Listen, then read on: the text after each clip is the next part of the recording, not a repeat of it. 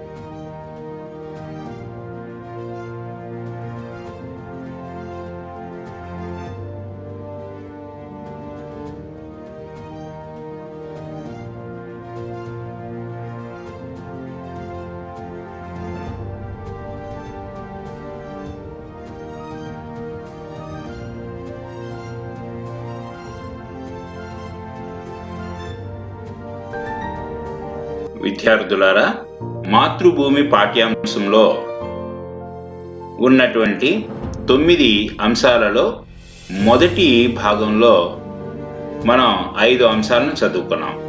అవి చదవండి, ఆలోచించి చెప్పండి, ఉద్దేశం, రచయిత పరిచయం, ప్రక్రియ, పాఠ్యాంశం. ఇక రెండవ భాగంలో మనం చదువుకోబోయేటువంటి అంశాలు ఏంటో చూద్దాం. మిగిలినటువంటి 4 అంశాలు ఇప్పుడు రెండవ భాగంలో చదువుకోబోతున్నాం. ఆ 4 అంశాలు అవగాహన, ప్రతిస్పందన, వ్యక్తీకరణ, సృజనాత్మకత, భాషాంశాలు, పాఠాంత అంశాలు. మొదటిగా మాతృభూమి పాఠ్యాంశం రెండవ భాగంలో అవగాహన, ప్రతిస్పందనలోని ప్రశ్నలను చూద్దాం. ఈ అవగాహన ప్రతిస్పందనలో ప్రధానంగా 4 ప్రశ్నలు ఉన్నాయి. ఆ ఈ అనే విభాగాలుగా. వాటి కింద ఉన్నటువంటి ఉప ప్రశ్నలు ఏవైతే ఉన్నాయో, వివిధ రకాలైనటువంటి ప్రశ్నలు, వాటిని చూద్దాం. మొదటిగా ఆ భాగంలో ఉన్నటువంటి ప్రశ్నలు. కింద ప్రశ్నలకు అడిగిన విధంగా సమాధానాలు ఇవ్వండి. 1వ ప్రశ్న, పాఠంలో మీకు నచ్చిన సన్నివేశం గురించి మాట్లాడండి. 2వ ప్రశ్న, పాఠంలో పాత్రల స్వభావాన్ని గురించి చెప్పండి. 3వ ప్రశ్న, పాఠం చదవండి, కింది మాటలు ఎవరు, ఎవరితో, ఎందుకన్నారో రాయండి. ఆ మాటలే ఏమిచ్చారో చూద్దాం.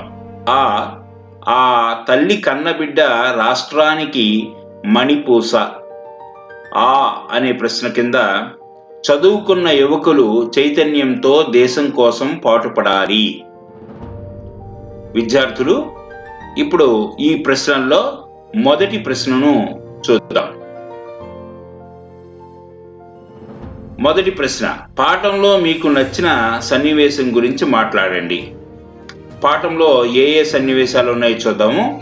వాటిలో నచ్చినటువంటి సన్నివేశం గురించి మాట్లాడమని చెప్తున్నారు. ఉదాహరణకి మనం పాఠ్యాంశం అంతా విన్నాం కదా, కాబట్టి ప్రధాన భాగమైనటువంటి పాఠ్యాంశంలో ఉన్నటువంటి సన్నివేశాలు: 1, సుధీర్ సైన్యంలో చేరతానని తల్లిదండ్రులతో చెప్పడం.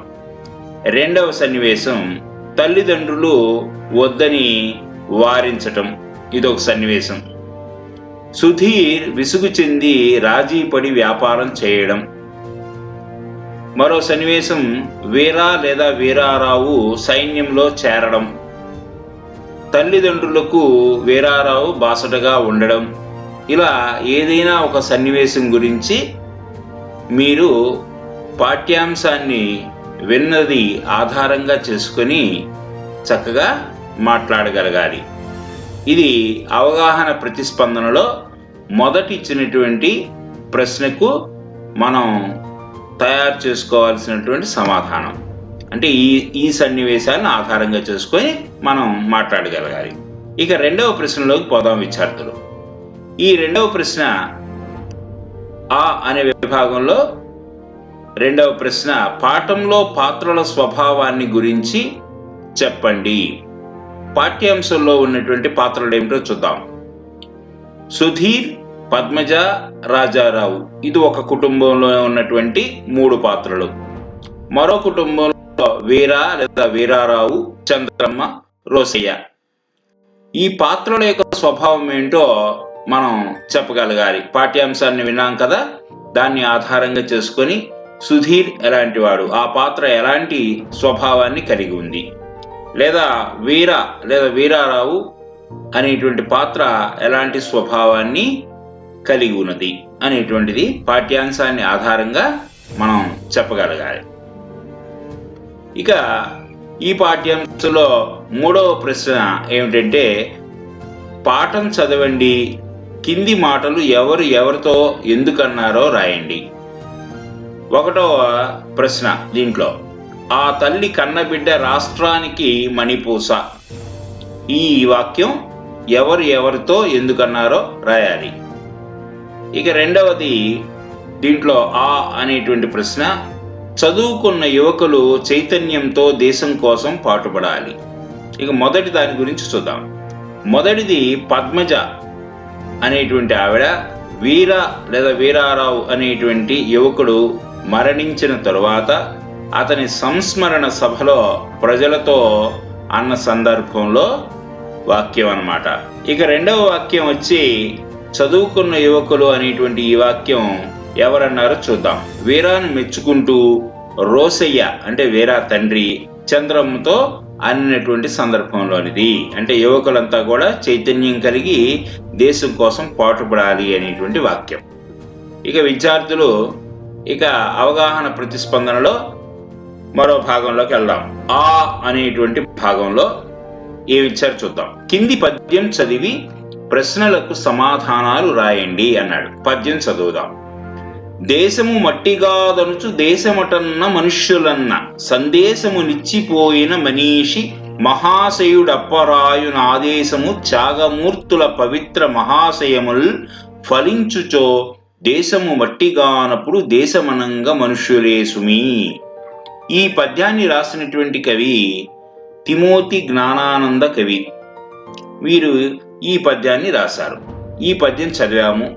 దీని భావాన్ని సులభమైనటువంటి మాటల్లో చెప్పుకుందాం.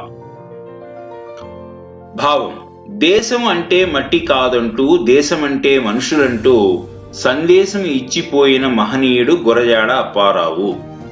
అటువంటి మహాశయుని ఆదేశము, త్యాగమూర్తులైన మహనీయుల గొప్ప ఆశయములు ఫలించినట్లయితే దేశమంటే మట్టిగాక మనుషులే సుమా అని మనం చెప్పవచ్చును. దీని ఆధారంగా 4 ప్రశ్నలున్నాయి విద్యార్థులు. ఆ ప్రశ్నలు మరి ఏ సమాధానాన్ని కోరుతున్నాయో చూద్దాం. 1వ ప్రశ్న, మనీషి ఎటువంటి సందేశాన్ని ఇచ్చాడు? పద్యంలో చూస్తే మనకి మనీషి అనే పదం వచ్చింది. మనీషి అంటే గొప్పవాడు, మహనీయుడు అని అర్థం అన్నమాట. ఇక్కడ మన పద్యాన్ని ఆధారంగా గురజాడ అప్పారావుని సంబోధించాడు కవి. ఇక్కడ గురజాడ అప్పారావు గారు ఏమన్నారు ఎటువంటి సందేశాన్ని ఇచ్చాడు అనేది మనం రాయాలి. 2వ ప్రశ్న, త్యాగమూర్తుల ఆశయం ఏమిటి అనేటువంటిది. మరి ఇక్కడ చూస్తే మనం త్యాగమూర్తులైనటువంటి గొప్పవారు ఎవరైతే మన దేశం కోసం పాటుపడ్డారో వారి యొక్క ఆశయం ఏమిటి అని చెప్పి అన్నాడు. సో ఈ 2 ప్రశ్నలకు మనం సమాధానాన్ని వెతుకుదాం. మొదటి ప్రశ్నకి మనీషి అంటే గురజాడ అప్పారావు గారు అనుకున్నాం కదా, ఆయన ఇచ్చిన సందేశం ఏంటి? దేశం అంటే మట్టి కాదోయ్, దేశం అంటే మనుషులోయ్ అని సందేశం ఇచ్చాడు. ఆ వాక్యాన్ని మనకి పద్యంలో మనకి కవి చెప్పడం జరిగింది. ఇక 2వ ప్రశ్నకు త్యాగమూర్తులైనటువంటి మహనీయులు చాలా మంది ఉన్నారు, వారేం సందేశం ఇచ్చారు అంటే వారు దేశం అంటే మట్టి కాదు మనుషులే అని వారి సందేశాన్ని అనుసరించి చెప్పుకోవచ్చు అన్నాడు. కనుక మనుషులకు ప్రాధాన్యత పెరగడమే వారి యొక్క ఆశయంగా చెప్పవచ్చు. ఇక 3వ ప్రశ్న 4వ ప్రశ్నని చూద్దాం. దేశం అనగానేమి అని మనకి ప్రశ్న. అలాగే 4వ ప్రశ్న వచ్చి ఈ పద్యం రాసిన కవి ఎవరు? మనకి ఆల్రెడీ పద్యం చదివాము. ఈ చదివినటువంటి పద్యం రాసినటువంటి కవి ఇప్పటికే మనం చదివాం కాబట్టి అక్కడ తిమోతి జ్ఞానానంద కవి గారు. సరే, 4వ ప్రశ్న సమాధానం మనకి ఉంది. ఇక దేశం అనగా ఏమిటి అని అంటే, మరి ఈ పద్యంలో మహనీయుడైనటువంటి గురజాడ అప్పారావు గారు కానివ్వండి, త్యాగమూర్తులైనటువంటి గొప్పవారు ఎవరైతే ఉంటారో దేశం కోసం పాటుపడిన వాళ్ళు, వారు కానివ్వండి, ఏమన్నారు అంటే, దేశం అంటే మట్టి కాదోయ్, దేశం అంటే మనుషులోయ్, దేశం అంటే వీరి ఉద్దేశంలో మట్టి కాదు మనుషులు అని మహనీయుల యొక్క వాక్యము లేకపోతే వారి యొక్క ఆశయము అని చెప్పి అంటూ కవి గుర్తు చేశాడు. కాబట్టి దేశం అంటే మనుషులు అని మనం తప్పక చెప్పాలి. అంటే మనకి సహజంగా ఏ పాఠ్యాంశంలో కానీ ఏ పుస్తకంలో కానీ దేశం అనగానే ఒక మ్యాప్ను చూపిస్తారు, దేశం అనగానే సరిహద్దులు చెప్తారు, దేశం అంటే అక్కడ ఉండే అలవాట్లు, సంస్కృతి, సాంప్రదాయాలు ఇవన్నీ చెప్తారు. ఇవన్నీ ఎవరి కోసం ఉన్నాయి అంటే మనుషుల కోసం అనేది మనం చెప్పుకోవచ్చు. కనుక సూక్ష్మంగా వీరు దేశం అంటే మట్టి కాదు, దేశం అంటే మనుషులు అని చెప్పారు. కాబట్టి కవి దాని ఆధారంగా ఈ పద్యాన్ని మనకి రాశారు. ఇక తరువాత ప్రశ్నలోకి పోదాం. విద్యార్థులు ఆ ఆ అనే 2 ప్రశ్నలు చూసాము. ఇప్పుడు అవగాహన ప్రతిస్పందనలో ఈ అనే ప్రశ్నను చూస్తున్నాం. ఇక్కడ ఏమి ఇచ్చారు? కింది పేరా చదవండి, 2 ప్రశ్నలు తయారు చేయండి అన్నారు. ఇందుట్లో మనకి మన సైనిక దళాల అధికారిగా పనిచేస్తున్నటువంటి వీరుడు బిపిన్ రావత్ గారి గురించి ఒక పారాగ్రాఫ్ ఇవ్వడం జరిగింది. ఈ పేరాని మనం చదువుదాం. భారతదేశ సైన్యాధికారిగా, భారత సాయుధ దళాల మొదటి చీఫ్ ఆఫ్ డిఫెన్స్ స్టాఫ్ గా పనిచేసిన సైనిక వీరుడు బిపిన్ రావత్. ఈయన పూర్తి పేరు లక్ష్మణ్ సింగ్ రావత్. ఇతను 1958 మార్చి 16వ తేదీన ఉత్తరాఖండ్ రాష్ట్రంలోని పౌరీ జిల్లాలో జన్మించారు. రావత్ భార్య మధులికా రావత్. ఈయన సిమ్లాలోని సెయింట్ ఎడ్వర్డ్ పాఠశాల, కటక్ నేషనల్ డిఫెన్స్ అకాడమీలో చదువు పూర్తి చేశారు. సైన్యంలో ప్రవేశించిన రావత్ 2nd లెఫ్టినెంట్ హోదా నుంచి జనరల్ సిడిఎస్ హోదా వరకు ఎదిగారు. ఇంకా పారాగ్రాఫ్ ఉంది. పారాగ్రాఫ్లో సగభాగాన్ని చూసాము. ఈ సగభాగం మీద 2 ప్రశ్నలు తయారు చేద్దాం. అంటే మనకి పాఠ్య పుస్తకంలో పారాగ్రాఫ్ చాలా పెద్దగా ఉంది, కానీ మనం ఈ స్లైడ్లో సగభాగాన్ని ఇచ్చి దాని మీద 2 ప్రశ్నలు తయారు చేసుకుందాం. ఆ 2 ప్రశ్నలు చూద్దాం. 1వది, బిపిన్ రావత్ ఏ రాష్ట్రంలో జన్మించారు? ఇంకా ఏదైనా ప్రశ్న కూడా తయారు చేయవచ్చు. ఇంకో ప్రశ్న తయారు చేద్దాం. బిపిన్ రావత్ లెఫ్టినెంట్ హోదా నుండి ఏ హోదా వరకు ఎదిగారు అని అంటే సమాధానం ఏముందో చూడండి. ఏముంది అంటే జనరల్ సిడిఎస్ హోదా వరకు అని ఇచ్చారు. తర్వాత ఈ పారాగ్రాఫ్లో మిగిలిన భాగాన్ని చదివి మరో 2 ప్రశ్నలు తయారు చేద్దాం విద్యార్థులు. తర్వాత పలకంలో చూడండి. సైన్యాధిపతి హోదాలో పనిచేస్తున్నప్పుడు దేశ రక్షణ కోసం అనేక సంస్కరణలు చేపట్టారు. సీమాంతర ఉగ్రవాదాన్ని ఎదుర్కొనేందుకు కఠిన విధానాలను ప్రవేశపెట్టారు. ఈయన సేవలకు గుర్తింపుగా భారత ప్రభుత్వం పరమ విశిష్ట సేవా పథకం, ఉత్తమ యుద్ధ సేవా పథకం మొదలైన వాటితో పాటు 2021 సంవత్సరంలో పద్మవిభూషణ్ పురస్కారాన్ని ఇచ్చింది. రావత్ 2021 సంవత్సరం డిసెంబర్ 8వ తేదీన హెలికాప్టర్ ప్రమాదంలో మరణించారు. ఇది పారాగ్రాఫ్లో మిగిలిన భాగం. దీని మీద కూడా 2 ప్రశ్నలు తయారు చేద్దాం. బిపిన్ రావత్ 2021లో పొందిన పురస్కారం ఏది? సమాధానం పై పేరాలో ఉన్నది. అలాగే 4వ ప్రశ్న, రావత్ ఏ ప్రమాదంలో మరణించారు? హెలికాప్టర్ ప్రమాదంలో అని లాస్ట్ చివరిలో ఉన్నటువంటి సెంటెన్స్లో ఉంది. విద్యార్థులు ఇక ఈ ప్రశ్నలో ఈ పారాగ్రాఫ్ 4 ప్రశ్నలు తయారు చేయమని ఇవ్వడం జరిగింది. కనుక ముందు సగభాగంలో ఒక 2 ప్రశ్నలు, తర్వాత సగభాగంలో ఒక 2 ప్రశ్నలు తయారు చేశాము. ఇక తరువాతి ప్రశ్న ఏంటో చూద్దాం. ఈ అనే ప్రశ్న, దీంట్లో 4 ప్రశ్నలు ఇచ్చి వాటికి జవాబులు రాయమంటున్నారు. ఎలా అంటే మన చదువుకున్నటువంటి పాఠం ఆధారంగా రాయమంటున్నారు. ఈ అనేటువంటి ఈ ప్రశ్నలో 4 ప్రశ్నలు చూద్దాం. మొదటి ప్రశ్న, మాతృభూమి పాఠ్యభాగ రచయిత్రి గురించి రాయండి. మనకి రచయిత్రి పరిచయం ఇచ్చారు, దాన్ని ఒకసారి మళ్ళీ చదువుదాం. అలాగే అనేటువంటి ప్రశ్నలో కథానిక ప్రక్రియ లక్షణాల గురించి రాయండి. ఇది కూడా మనకి పాఠ్య పుస్తకంలో ఉంది, దీన్ని కూడా ఒకసారి మళ్ళీ చూద్దాం. అలాగే మరో ప్రశ్న, ఈ అనే ప్రశ్న, వీర తన తల్లితో సైన్యంలో చేరడం వల్ల కలిగే ప్రయోజనాల గురించి ఏం చెప్పాడో రాయండి. తరువాత 4వ ప్రశ్న, ఈ అనే ప్రశ్న, పద్మజ సభలో వీర గురించి మాట్లాడిన విషయాలను గురించి రాయండి అని అడిగారు. ఈ 4 ప్రశ్నల్లో మొదటి ప్రశ్న గురించి చూద్దాం విద్యార్థులు.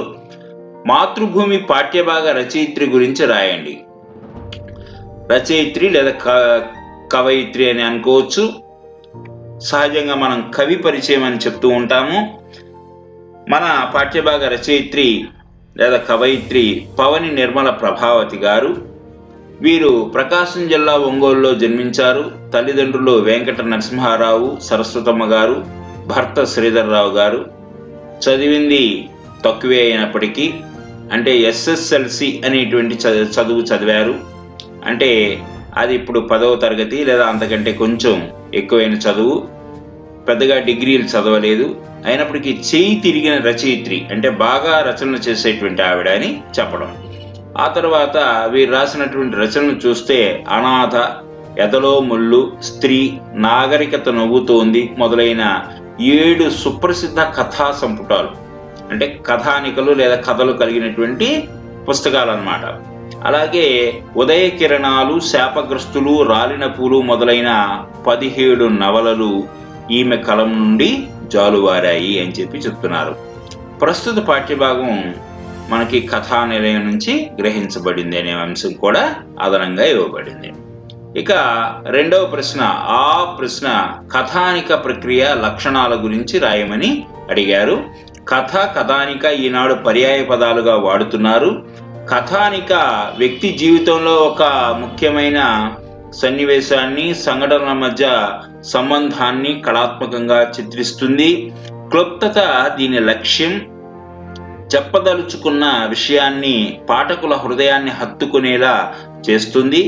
పాత్రలు, నేపథ్యం, కథనం, జీవిత వాస్తవికత చిత్రణ కథానిక ప్రక్రియలో ముఖ్య భాగాలు.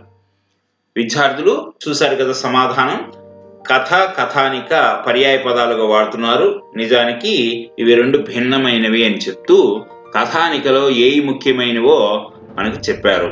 క్లుప్తత అంటే సంక్షిప్తంగా రాయడం, అంటే చిన్నదిగా రాయడం అనేటువంటిది. అలాగే పాత్రలు అనేటువంటివి, అంటే కథలో ఉండేటువంటి క్యారెక్టర్స్. అలాగే నేపథ్యం, అంటే ఆ కథలో పూర్వకథను చెప్పడం లేదా పూర్వకథ అనేటువంటిది ప్రాధాన్యత కలిగి ఉండడం. అలాగే చెప్పే విధానం అంటే కథనం. అలాగే జీవిత వాస్తవికత చిత్రణ, అంటే మన నిజ జీవితంలో జరిగేటువంటి సన్నివేశాలని చక్కగా అక్కడ పొందుపరచటం, ఉంచటం అనేటువంటివి కథానిక ప్రక్రియలో ముఖ్యమైనటువంటి భాగాలు అని చెప్పి చెప్తున్నారు. తరువాత 3వ ప్రశ్నకి వెళదాం విద్యార్థులు. ఈ అనే ప్రశ్న, వీర తన తల్లితో సైన్యంలో చేరడం వల్ల కలిగే ప్రయోజనాల గురించి ఏం చెప్పాడో రాయండి అన్నారు. ఈ కింద ఉన్నటువంటి పదాలని చిన్న చిన్న వాక్యాల ఆధారంగా మీరు సమాధానం రాయవచ్చు. మంచి జీతం వస్తుందని చెప్పాడు. ఆ మంచి జీతం కుటుంబానికి ఉపయోగం అని చెప్పాడు. అలాగే ఈ ఉద్యోగం ద్వారా దేశానికి సేవ చేయవచ్చు అని చెప్పాడు. అలాగే ఇంటిల్లిపాది కూడా హాయిగా బ్రతకవచ్చు, అంటే జీతం వస్తుంది కాబట్టి ఇంట్లో ఉన్నటువంటి కుటుంబ సభ్యులంతా కూడా దేనికి కష్టపడకుండా హాయిగా ఉండవచ్చు. అలాగే కుటుంబానికి నాన్న అనేటువంటి వాడు యజమాని కనుక ఆయనకి కొంత సహాయం చేసినట్లు ఉంటుంది అని చెప్పి నాన్నకు చేయూత అని చెప్పి అన్నాడు. అలాగే కష్టాలు తీరి మన కుటుంబం హాయిగా ఉంటుందని కూడా చివరిగా చెప్పాడు. కనుక ఈ పదాలను ఆధారంగా చేసుకొని మనం వాక్యాలు రూపొందించుకోవాలి విద్యార్థులు. కనుక పాఠ్య పుస్తకాన్ని అలాగే వినినటువంటి పాఠ్యాంశాన్ని గుర్తుకు తెచ్చుకొని మనం సమాధానం రాయాలి. తర్వాత ప్రశ్నలో వెళదాం. తర్వాత ప్రశ్న ఈ అనేటువంటి ప్రశ్న, పద్మజ సభలో వీర గురించి మాట్లాడిన విషయాలను రాయండి. ఏ సభలో అంటే వీర మరణించిన తర్వాత వీర సంస్మరణ సభ జరిగింది. దాంట్లో పద్మజ సుధీర్ తల్లి ఏం మాట్లాడిందో రాయమంటున్నాడు. కొన్ని పదాల ఆధారంగా మనం అది రాద్దాం. ఏమిటది అంటే వీర గొప్పతనం గురించి మాట్లాడింది ఆవిడ. అలాగే తల్లి చంద్రమ్మని జిజియాభాయి అని పొగిడింది. రాష్ట్రానికి వీర ఒక మణిపూస అని అనడం జరిగింది. అలాగే వీరా మరణం తననెంతో బాధ పెడుతుంది అని, తల్లి చంద్రమ్మకి ఇది ఎంత బాధో కలిగిస్తుంది అని అన్నది. ఇవన్నిటి గురించి మనం చక్కగా సమాధానం రాయాలి. పాఠ్య పుస్తకాన్ని కూడా ఆధారంగా చేసుకొని మీరు రాయవచ్చు. తరువాత ప్రశ్నలు ఏంటో చూద్దాం. ఇప్పటి వరకు మనం అవగాహన ప్రతిస్పందనలో వచ్చినటువంటి 4 విభాగాల్లో ఉన్నటువంటి 2 లేదా 3 లేదా 4 ప్రశ్నలు ఏవైతే ఉన్నాయో, లేదా పారాగ్రాఫు లేదా పద్యం, వాటి కింద ప్రశ్నలు తయారు చేయడం లేదా ఇచ్చిన ప్రశ్నలకు సమాధానాలు రాయడం చూసాము. ఇక తర్వాతి భాగం ఏంటో చూద్దాం. తర్వాతి భాగం వ్యక్తీకరణ సృజనాత్మకత అనేటువంటిది. కనుక ఆ భాగంలో ఏ ప్రశ్నలు ఇచ్చారో చూద్దాం. వ్యక్తీకరణ సృజనాత్మకతలో ఆ అనే ఒక ప్రశ్న, ఆ అనే ఒక ప్రశ్న ఉన్నది విద్యార్థులు. వీటి కింద ఎన్నో రకాలైనటువంటి ప్రశ్నలు ఉంటాయి. ఆ వివిధ ప్రశ్నలను కూడా మనం చూద్దాం. మొదటిగా వ్యక్తీకరణ సృజనాత్మకతలో ఆ ప్రశ్న. కింది ప్రశ్నలకు 4 వాక్యాలలో సమాధానాలు రాయండి. 1వ ప్రశ్న, సుధీర్ సైన్యంలో చేరకపోవడానికి కారణమేమి అని అడిగాడు. దీని సమాధానం ఈ వాక్యాల ఆధారంగా రాయవచ్చు. తల్లి నిరాకరించింది, తండ్రి నిరాకరించాడు, తల్లిదండ్రులకు ఎదురు చెప్పలేకపోయాడు సుధీర్. అలాగే సర్దుకుపోవడానికి అతడు మొగ్గు చూపాడు, అందువల్ల సైన్యంలో చేరలేకపోయాడు. కాబట్టి ఈ అంశాలను ఆధారంగా చేసుకొని మనం సమాధానం తయారు చేయాలి. ఇక ఆ విభాగంలో 2వ ప్రశ్న ఏంటో చూద్దాం. రాజారావు రోసయ్యలలో ఎవరి వ్యక్తిత్వం గొప్పది, ఎందుకు అనేది ప్రశ్న. దీనికి ఏ పదాల ఆధారంగా సమాధానం రాయొచ్చో చూడండి. రాజారావు స్వార్థం, దేశభక్తి లేమి, ప్రాణభయం కలిగినవాడు. రోసయ్య తెగువ కలిగినవాడు, ధైర్యం కలిగినవాడు.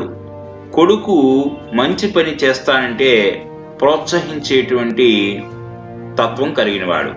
కనుక విద్యార్థులు రాజారావు రోసయ్య అనేటువంటి పాత్రలో యొక్క వ్యక్తిత్వం ఏది గొప్పది అని ఎంచుకున్నప్పుడు ఖచ్చితంగా మనకి రోసయ్య అనేటువంటి వ్యక్తికి ఉన్నటువంటి లక్షణాలను మనం గొప్పవని చెప్పవచ్చు. కనుక పాఠ్యాంశాన్ని ఆధారంగా ఈ పదాల ఆధారంగా మీరు సమాధానాన్ని వ్రాయవచ్చు. ఇక 3వ ప్రశ్న, యుద్ధం వల్ల లాభమా నష్టమా, కారణాలను రాయండి. మీరు చక్కగా ఆలోచిస్తే యుద్ధాలు లాభమా నష్టమా అనేటువంటిది ఈ రోజుల్లో మీరు చూడవచ్చు. ఈ పక్కన చిత్రపటంలో కూడా చూడవచ్చు. యుద్ధం జరిగే ప్రాంతంలో ప్రజల యొక్క నివాస భవనాలు ఎలా అయిపోయాయో చూడండి. యుద్ధాలు ఖచ్చితంగా నష్టాన్ని కలిగిస్తాయి. అయితే కొద్దిమందికి కొంచెం ఎక్కువగాను, కొద్దిమందికి కొంచెం తక్కువగాను కలిగించవచ్చు. కానీ అంతిమంగా అవి నష్టానికి దారితీస్తాయి. యుద్ధాలు నష్టం కలిగిస్తాయి కనుక ఏ నష్టాలు కలుగుతాయి చూద్దాం. ప్రాణాలు పోతాయి, డబ్బు పోతుంది, అశాంతి కలుగుతుంది, అభివృద్ధికి ఆటంకం ఏర్పడుతుంది, కోల్పోయినటువంటి వివిధ అంశాలు ఏవైతే ఉన్నాయో వాటిని పొందాలంటే సమయం కూడా వృధా అవుతుంది, కొన్నిసార్లు సమయం వృధా అయినప్పటికీ కూడా పొందలేనటువంటి పరిస్థితి ఉంటుంది. కాబట్టి వీటిని ఆధారంగా చేసుకొని మీరు చక్కగా సరైన సమాధానాన్ని రాయాలి విద్యార్థులు. ఇక తరువాతి ప్రశ్నలోకి వెళదాం. వ్యక్తీకరణ సృజనాత్మకతలో తరువాతి ప్రశ్న అనేటువంటి ప్రశ్న. దీంట్లో ఏమిచ్చాడో చూద్దాం. కింది ప్రశ్నలకు 8 వాక్యాలలో సమాధానాలు రాయండి అంటున్నాడు. అందుట్లో 1వ ప్రశ్న, వీర కుటుంబానికి దేశానికి చేసిన సేవలను గురించి రాయండి. 2వ ప్రశ్న, సుధీర్ పద్మ లేదా వీర చంద్రమ్మల మధ్య జరిగిన చర్చను సంభాషణ రూపంలో రాయండి అన్నాడు. ఇక 3వ ప్రశ్న, దేశం కోసం ప్రాణత్యాగం చేసిన వారిని గురించి ప్రశంసిస్తూ రాయండి అన్నాడు. ఈ 3 ప్రశ్నలు ఎన్ని వాక్యాల్లో రాయమంటున్నాడు విద్యార్థులు? 8 వాక్యాల్లో రాయమంటున్నాడు. మొదటి ప్రశ్నకు ఏ పదాలని ఆధారంగా చేసుకొని మనం సమాధానం రాయవచ్చో చూద్దాం. విద్యార్థులు, ఆ ప్రశ్నలోని 1వ ప్రశ్నను చూద్దాం. వీర కుటుంబానికి దేశానికి చేసిన సేవలను గురించి రాయండి. చూడండి, ఈ కింద కొన్ని పదాలు ఇచ్చాము. వాటిని ఆధారంగా ఈ ప్రశ్నకు సమాధానాన్ని రాయవచ్చు. మళ్ళీ మీరు కావాలనుకుంటే పాఠ్య పుస్తకాన్ని చదివి దానిలో ఉన్న విషయాన్ని కూడా ఆధారంగా తీసుకొని సమాధానాన్ని రాయవచ్చు. దేశానికి సైనికుడిగా సేవ చేయడం, వివిధ ప్రాంతాలు తిరగడం, భాషలు నేర్చుకోవడం, మంచి జీతం సంపాదించడం, ఇంట్లోని అందరికీ బహుమానాలు తేవడం, ఇంటిల్లిపాది హాయిగా బ్రతకడం, నాన్నకు చేయూత, కుటుంబ కష్టాలు తీరడం, అనుకోకుండా వచ్చిన యుద్ధంలో వీర మరణించటం అనేటువంటి అంశాలని ఆధారంగా చేసుకొని రాయవచ్చు విద్యార్థులు. ఇక తర్వాతి ప్రశ్నకు పోదాం. 2వ ప్రశ్న, సుధీర్ పద్మ లేదా వీర చంద్రమల మధ్య జరిగిన చర్చను సంభాషణ రూపంలో రాయండి. సంభాషణ రూపం అంటే 2 లేదా అంతకంటే ఎక్కువ మంది వ్యక్తులు ఒక్కొక్కరు ఒక్కొక్క మాట అంటూ ఉన్నట్లుగా ఉంటుంది. ఇప్పుడు సుధీర్ పద్మ మధ్య జరిగిన సంభాషణని మనం చూద్దాం. సుధీర్, కలెక్టర్ ఆఫీస్ దగ్గర జరిగే సైనికుల ఎంపికలో పాల్గొంటానమ్మా. పద్మజ, మతిపోయిందా? నీకేం కర్మ? సుధీర్, దేశాన్ని రక్షించడం కర్మ కాదమ్మా, అదొక గొప్ప పని. పద్మజ, ఒకగానొక కొడుకువి కనుక ఆస్తి వ్యాపారం చూసుకో. సుధీర్, నేను ధైర్యం శరీర దారుఢ్యం కలవాడిని, రేపు జరిగే సైనికుల ఎంపికలకు వెళ్తాను. పద్మజ, ఒక్క కొడుకువి, నువ్వు వెళితే మా పరిస్థితి ఏమిటి? సుధీర్, అదేమిటమ్మా అలా మాట్లాడితే, మరి దేశం? పద్మజ, తల్లిదండ్రులను నొప్పించవద్దు సుధీర్, చెప్పిన మాట విను. ఈ విధంగా ఒక్కొక్కరు ఒక్కొక్క మాట అంటారు. 2 లేదా 3 అంతకంటే ఎక్కువ మంది కూడా ఉండవచ్చు విద్యార్థులు. కనుక మీరు కూడా వీర చంద్రమ్మ అనేటువంటి పాత్రల మధ్య జరిగినటువంటి చర్చను సంభాషణ రూపంలోకి మార్చి రాయండి. ఇక 3వ ప్రశ్న,